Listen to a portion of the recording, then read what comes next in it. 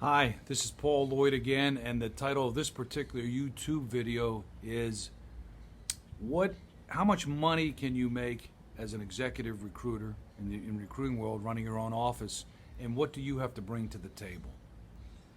Now, let me answer, if I can, the second question first, and then it'll shed more light, I think, on the first question for you. And that question is, what is it that you have to bring to the table?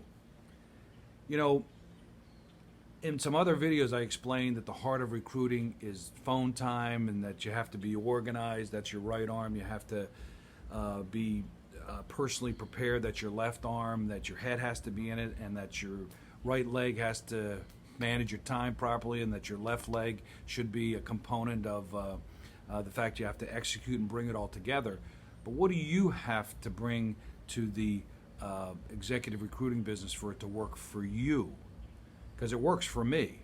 And my recruiting is a fabulous business. My training program helps you learn how to operate that vehicle, like that nice Acura, if you want to think of it that way. Mine's a training program how to work that properly, but you're the driver of the process, so you have to know how to actually work the business, and you have to bring something every day.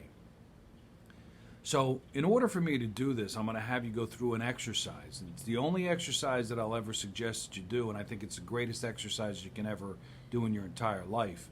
And it'll take you roughly 15 minutes to do this exercise, but I know you're going to like it. And I need you to get 3 pieces of typing paper, 8.5 by 11 copy paper, and a Sharpie, a black Sharpie. And on 2 of these pieces of paper, I'd like you to draw 7 bullets down the left-hand side so that you're able to write big words next to them. And on these 2 pieces of paper, on the 1 piece of paper, I'd like you to write all the negative traits that you could possibly think of. Very negative, nasty traits about yourself that you can think of. This is what I mean by being real. And on the right side, or on the other sheet of paper, I'd like you to write all the positive things that you've done and all the positive traits of your disposition and your character so that you can list them. Remember, we're being real here. And this is a great exercise, and I'll get to then the number 1 component that you have to bring to the table in order for you to be successful here.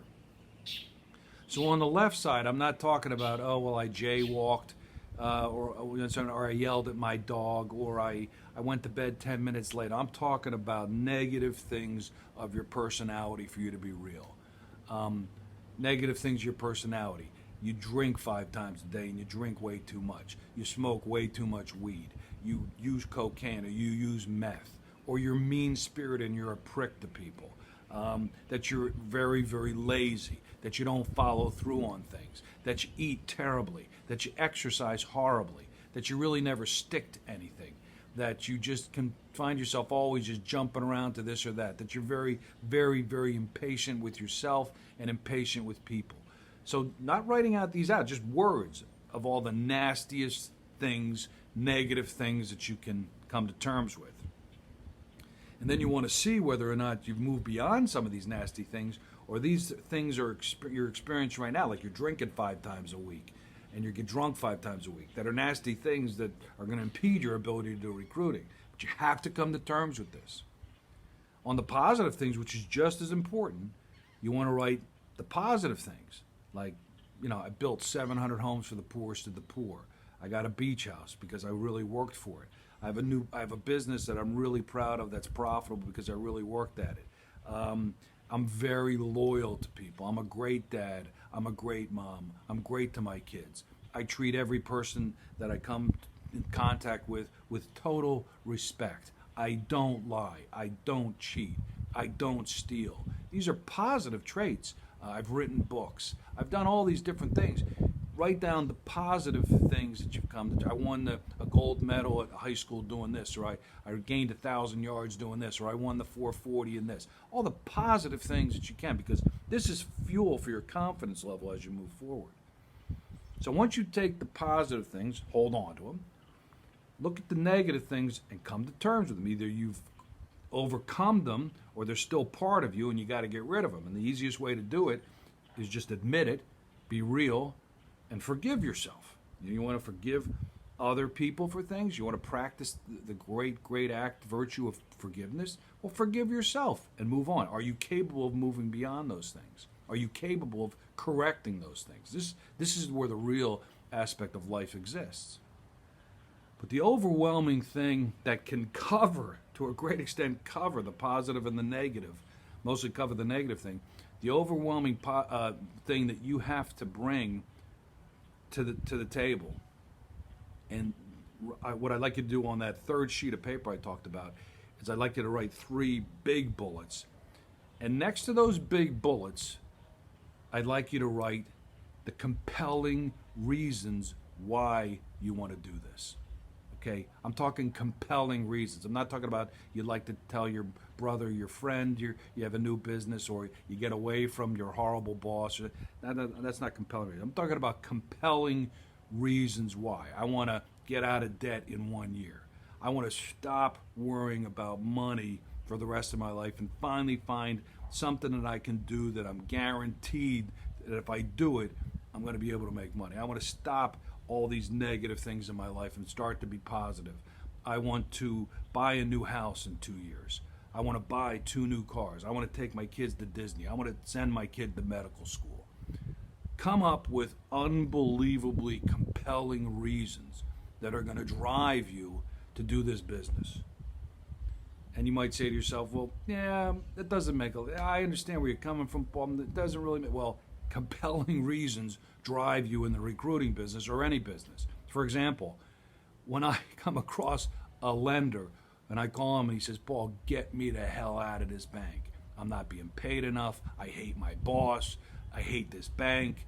I've been here too long. This is exactly the type of opportunity I've been looking for, Paul. That person has a compelling reason to go take a look and interview for the job that I'm calling them about. On the other end of the sphere, if you're calling on bosses and a senior person says, look, I got 8 lenders and I'm down 2. Somebody just retired unexpectedly and somebody just left, so I'm down 2 lenders. I got to crack my nut to the bank. I need a lender. Find me this lender and I'll interview him and hire him. Not, if you found somebody, that'd be great, or I'm not really looking, but hey, I talked to some. No, you want to find somebody, a senior guy or gal, who has a compelling reason to sign your agreement to get you to work to find them a candidate. So compelling reasons drive the world. So if you have the number one thing for you to understand, for you to have what it takes to do this, is for you to have a compelling reason. And I can't stress that enough. A compelling reason or compelling reasons are the number one thing that you need to bring to the table for you to succeed in executive recruiting. Now, when you get back to the other question is, how much can I make, Paul? How much can I make as an executive recruiter? Well, I'll answer it in 3 ways. The first thing is in Steve Finkel's book, and Steve's been around for 50 years. You buy his books, his tapes are $500. His tapes are $500. His books are like $100. His 2 books and his tapes. You understand how he says it, and I realigned my business to a great degree the way Steve said you should run it, and he helped me out because I was making placements, but he helped me get better. Steve claims that if you're billing out less than $100,000 a year, that basically you're on the phone for less than 2 hours a day. That's what he says. He also says that he can come in, charges more than I charge for all my training and support ever. He charges more in 1 day to come into your firm once you're up and running, and if you're making 150, he can get you to 200. If you're making 200, he can get you to 250. If you're making 50, he can get you to 100. He can take you there and get you, improve your results based on what you're doing and what you're doing wrong. But he also tells a real nice story about some lady who was recruiting, no experience in business, no experience as a recruiter, and she was at her desk one day looking through a binder during calling hours, and she was looking through, and a senior recruiter walked by. She said, what are you doing? She said, I'm looking for these terms. I don't understand what these terms are. He said, hey, just look for those terms later. Just get on the phone and talk to people. You'll make money. And he claimed that she made 180. She billed out 180 her first year, which is a pretty good first year. 180 billing out for your first year with no experience or anything. That's a pretty darn good year. And he claimed that was the number that she booked. Now, also what I'll do is I'll tell you what the market, forget what I say, forget what I'm booking, forget what I book, forget what other people that are top producers, forget what they book for a second. if you would say, Paul, you know what, this is great, but I really want to go work at an office. I want to get a tiny, tiny draw every month, and I don't know if I could do this, blah, blah, blah, and I want to see how it goes. But if you would go to a recruiting office and work with a recruiting office, an established franchise office or an independent office, the market out there, the office, an office would say, okay, after your initial 90 days of learning where the water cooler is and learning how to recruit and getting yourself going, we would like you to do, as your goal, as your objective, a dozen placements per year, one a month. Gives you an idea of what the market would demand of you. Okay, if you're working at an office and you're supposed to be calling there. So effectively, if you're placing lenders or nurses, let's just say, and there's 100,000 and you're placing 12 nurses, they would want you to do that per year. And if their salary is 100, so the fee for the office should be 20, you'd only get like 35% of that. The 20, you'd get $7,000 of 20, and then the office would get the rest. But 7 times 12 is 84,000 for the year. Versus if it was your own office and you were doing it yourself, and you did 12 at 20,000, it'd be 240. So 240,000 versus 84,000 is a little bit better money as far as my math goes. So you'd make more money operating your own desk and your own office and your own business. So I'll close with this. Any mature person out there looking at something knows you got to know yourself, and you got to know what you're willing to do. A $50,000 effort gives you a $50,000, will yield a $50,000 reward. A $100,000 effort will give you a $100,000 reward. A $150,000 effort will give you a $150,000 reward.